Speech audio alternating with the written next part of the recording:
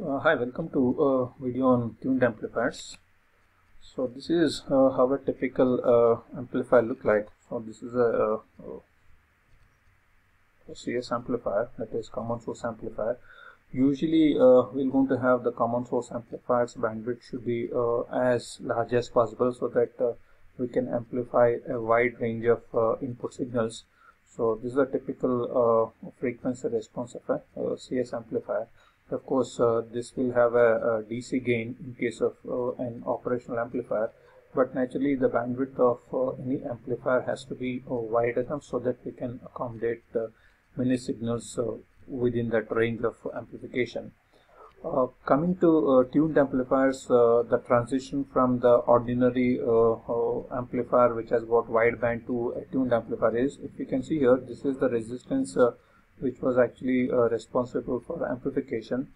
Now here you can see this particular resistor which is connected to the drain has been replaced by an LC tank circuit, which is the basic important modification that is happening from an ordinary amplifier to a tuned amplifier. The major difference is that the load now, which was RD, now has become a tank circuit. So this tank circuit advantage is it is going to have a single frequency over which the gain of this particular amplifier is very large. So since you are looking at a particular frequency, so gain of that amplifier will be maximum at a particular frequency. At frequencies other than that, it will be keep reducing. This is again the same tuned amplifier. This is a single tuned amplifier because we have only one LC tank circuit here. So the equivalent circuit of the AC equivalent circuit of this looks like, okay, this over here. So this is R1, R2, the biasing resistors, and of course L and C happens to be the tank circuit of this tuned amplifier. Of course, as we can see, this is the frequency response of a tuned amplifier. So we know that at a particular frequency omega naught, it is going to have maximum gain, and of course it is going to have a very small bandwidth, 3 dB bandwidth of B, and of course it is going to have a bandwidth of almost close to 30 dB. So this is the least possible bandwidth you can, least possible gain you can think of. This is S.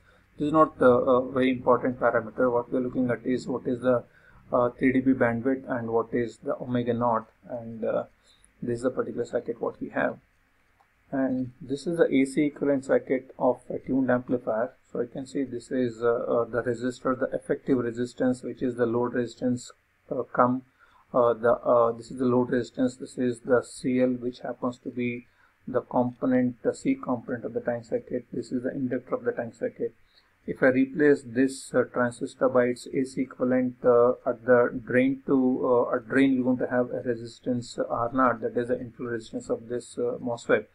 That small R0 parallel with RL will become R, and this is L and C of the tank circuit, and this is the input voltage you're applying, and you have a current controlled voltage source, which is the representation of the small signal model of this MOSFET.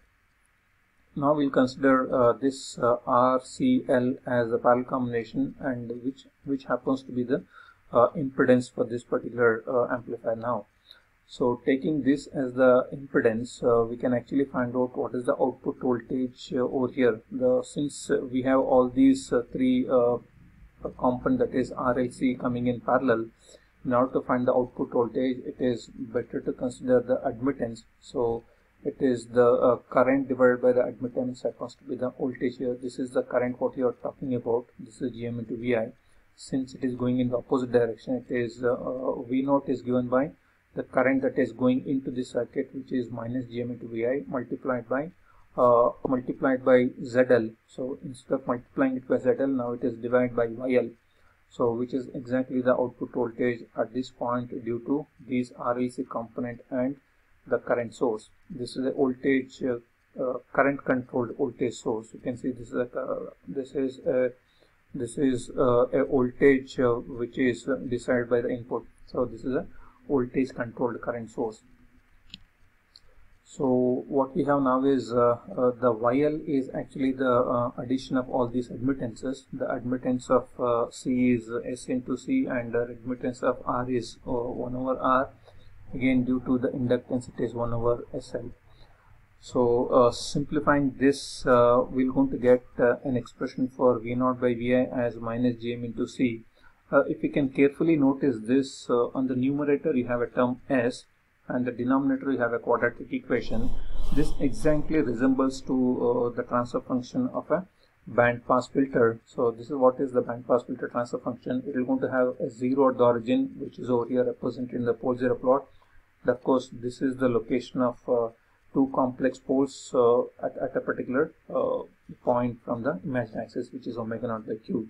So comparing this equation for a tuned amplifier, and this is a general equation for a band pass filter, you can clearly say that the frequency response of a tuned amplifier exactly resembles that of a band pass filter. That's why we had the frequency response of a tuned amplifier was looking like a band pass filter. So which is evident from this transfer function of a tuned amplifier also. So let us try to find out some specifications of this tuned amplifier. So one of the important specification is at what frequency it is going to have the maximum gain.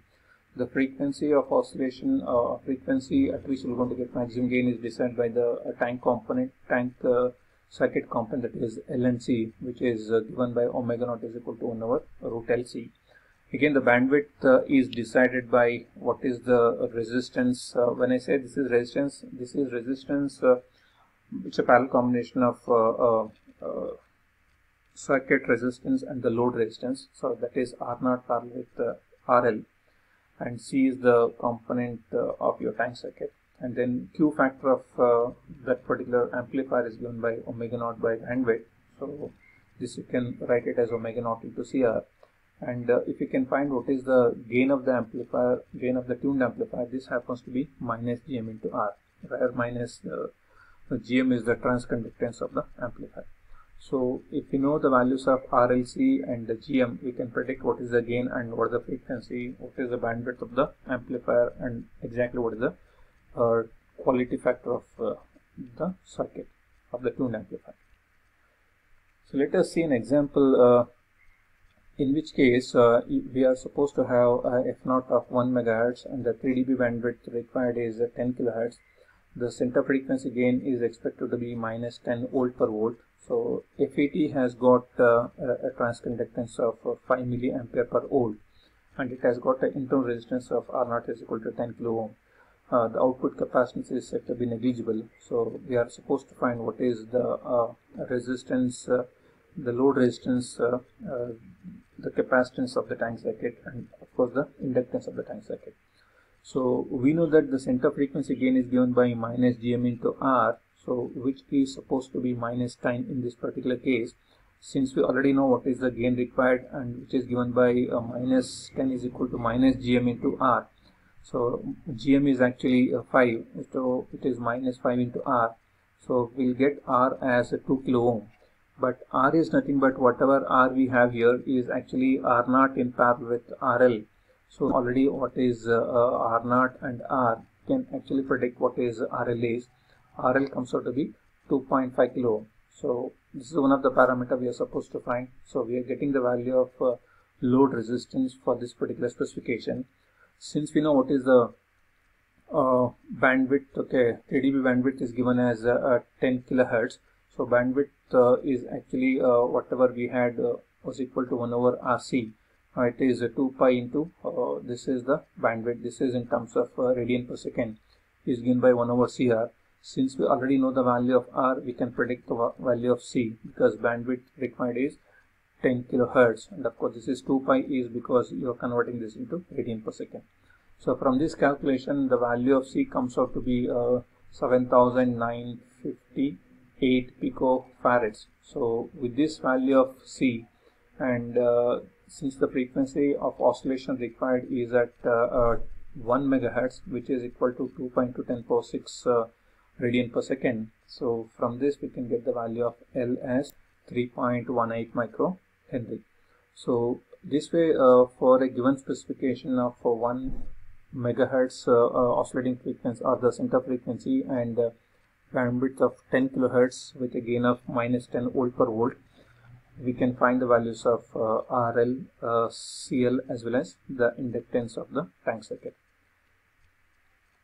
So let us see in many cases of applications, so it is supposed to have the tuned response should have a very sharp bandwidth, or the Q factor should be as high as possible, meaning that the bandwidth of that amplifier should be as small as possible, because I'm supposed to amplify only a certain frequency, so the amplifier should be rejecting all other frequencies.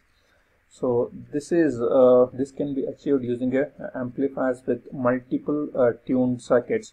If you can see here, this is one such setup where you have two tuned circuits, one comprising of C1 L1, the other one comprising of C2 L2, and of course you have this as R2. If you can carefully notice this here, this is a C amplifier with one tuned circuit at the base and other tuned circuit at the collector point. Of course, the input is applied at the base and output is collected at the collector. You can carefully notice there is one extra component called as RFC being put in series with RB1 and RB2. This RFC is nothing but a radio frequency choke. This is used to avoid the loading of these RBs, that is the biasing resistors. Usually what happens is, okay, when we consider the AC equivalent circuit, this RB1 will come in parallel with RB2. When RB1, RB2 comes in parallel, usually RB2 will be lesser compared to RB1. When RB1 comes in parallel with R2 in absence of this RFCs, what will happen is the effective resistance of this biasing resistor will become so that, so it will start loading this input stage tuned circuit. So in order to avoid this loading effect in most of the RF tuned circuits, so there is one specific component called as radio frequency choke is used in series with RB. So this radio frequency choke will actually introduce zero resistance for the DC current, but it will have a very high resistance for the high frequency input signal. So for DC, this is acting like a short circuit, whereas for the AC signal, this acts like a very high impedance. Since we have very high impedance, this will no more load the input tuned circuit. So this RFC circuits, as it is put over here, so this is used to avoid loading effect of these RBs on the input tuned circuit. So that's why we're going to use RFC coils in all the RF tuned circuits. So this will actually reduce the loading of the input stage because of this biasing resistors. And you can see there is, since this is a transistor, we're going to have some parasitic capacitance. If you can carefully notice here, this is that input point and this is the output point. So because of this parasitic capacitance, there is a coupling between output and input.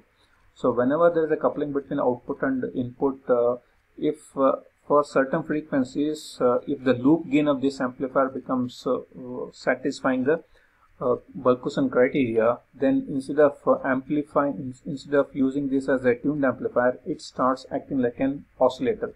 So this C mu, which is existing between the output and input, may result in oscillations, which is undesirable in any amplifiers. So it is always preferred to not to have a coupling capacitor or a immediate connection from the output and input.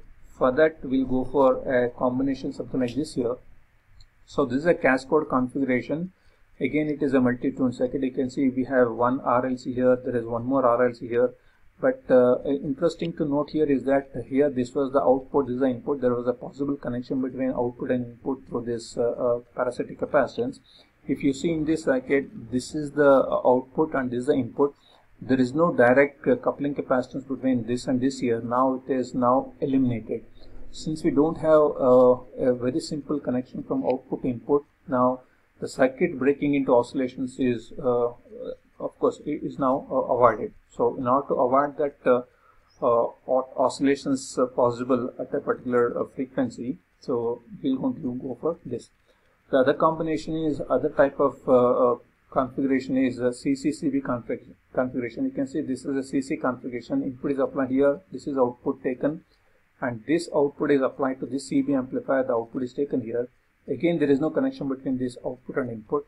This will also avoid that this tuned amplifier breaking into oscillations. So these are the two important configurations that are used in practice to avoid oscillations in tuned amplifiers.